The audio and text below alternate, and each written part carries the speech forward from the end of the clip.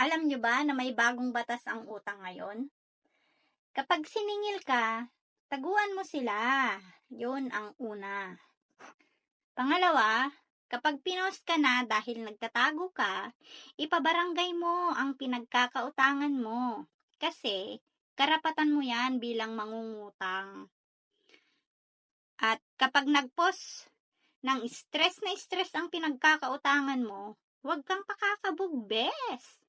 Mag-post ka din na nasa Starbucks at may pamagat pang feeling blessed.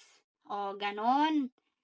Yun po ngayon yung bagong batas ng utang. Sila na po yung gumawa.